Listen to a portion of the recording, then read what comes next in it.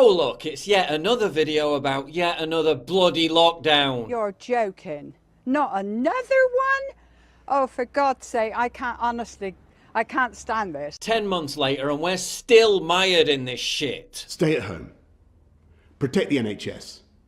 And save lives. Another lockdown. Because the first God knows how many worked so well. The vast majority of the country was already under tier 4 lockdown. What's tier 5? Are you going to tag us all with electronic ankle bracelets? Are you going to have snipers positioned to take out anyone who dares open their front door? I mean, short of taking China's lead and literally welding everyone inside their homes, what's the point? As author William M. Briggs points out, all lockdowns do is force people to gather in fewer places. Instead of remaining at liberty and being able to spread out, under lockdown everyone just piles into the park or onto the beach. Lockdowns are merely forced gatherings, writes Briggs. People in lockdown are allowed to venture forth from their dwellings to do essential activities like spending money at oligarch-run stores. These stores are collection points where people are concentrated. Some are allowed to go to jobs such as supporting oligarch-run stores. But don't worry, multimillionaire Premier League players will still be able to kick a ball around for the sake of transnational media empires not taking a cut in profit. But you and your mate can't play golf. What a joke. Under this new lockdown, the government, in its infinite wisdom, has also banned takeaway alcohol sales. Presumably so people who turn to booze to help with severe depression can just go straight to offing themselves. Genius! High-profile morons, which is what they've become, continuing to downplay this and to say it's not what it actually is, that will cost lives. People are going to die if they believe this is not actually a serious situation. The issue was so serious to Piers that he jetted off to the Caribbean while demanding everyone else stay at home. So I don't get to see my parents in Spain at Christmas. But this deceitful tosspot gets to sun his carcass on an Antiguan beach, then return to breakfast TV to lecture everyone else about their behaviour. Off. I'm stuck indoors with the heating on full blast watching crap telly reruns while he's cavorting around a luxury resort being massaged and pampered. This dickhead indulges himself in a tropical paradise, then flies back first class to publicly shame people for daring to gather outside in the freezing cold for a New Year's Eve drink. This is the same hypocritical wanker who browbeats others for not wearing masks while failing to wear one himself. Again, off. And guess what? While us lot are under de facto house arrest, while we can't go anywhere, people from countries around the world continue to come and go as they please. What on earth is the point in locking your bedroom door while leaving your front door wide open? Pubs closed, borders open.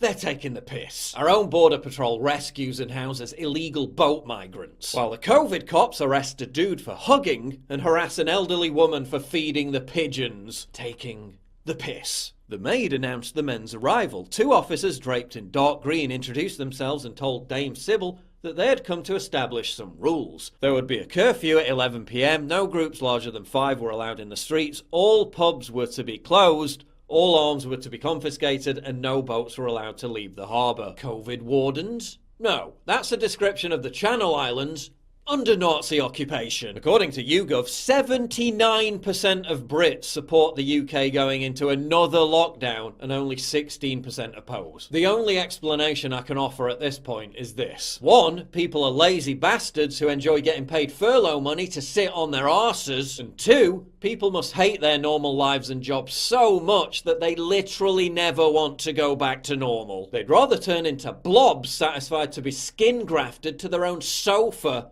than face the real world again. Or the polls are total bullshit, and they're almost exclusively sampling permanently terrified jellyfish who have hysterical BBC breaking news alerts directly piped into their limbic system. The CDC says that 94% of people who died from COVID had other significant diseases or comorbidities. In the UK, 377 healthy people under the age of 60 have died from COVID. The average age of coronavirus fatalities is 82 years old. If you die within 28 days of a positive COVID test, that's recorded as a COVID death. Gee, I wonder why so many deaths are being blamed on COVID, but the hospitals are full.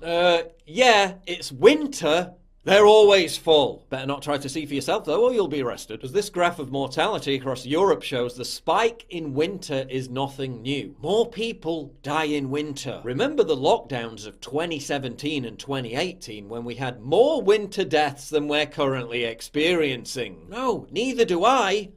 Because they didn't happen. Are hospitals more overwhelmed than they would be during a normal winter? According to NHS data, in December 2019, hospital beds were 95% occupied compared to December 2020 when they were only 89% occupied. Critical care occupancy is below the 3-year average. That's a no then. But hey, look on the bright side. At least we get to see more TikTok dancing nurse videos. I mean, it's not like the family members of cancer victims who had their treatment cancelled because of lockdown complained about it or anything. I'll miss you, Dad.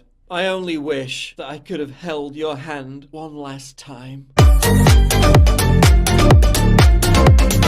Still, at least they're humble about it all. Tell me, how bad is it? Already drafting my tweet. Why does the government always get away with hiding the impact of lockdown? Untreated serious illnesses, job losses, poverty, mental illness, suicide. Why is this never factored into their decision? Why do they never explain the consequences? Studies show that lockdowns cause no emotional harm. It's like waking up from a nightmare only to realise you're still trapped inside the nightmare. 3 weeks to protect the NHS. That's what we were told 10 months ago. And here we are. Will the vaccine be effective against the new strains? How many more lockdowns do we need? What's the exit strategy?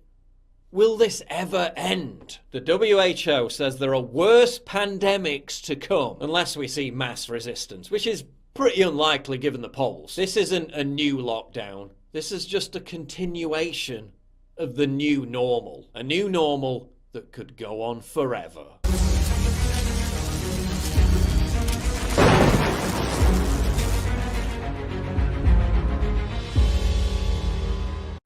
Olá pessoal, tudo bem? Aqui é o Tradutor. Eu tô passando para te avisar que eu tô numa campanha para conseguir pelo menos mais 9 apoiadores até o final do ano.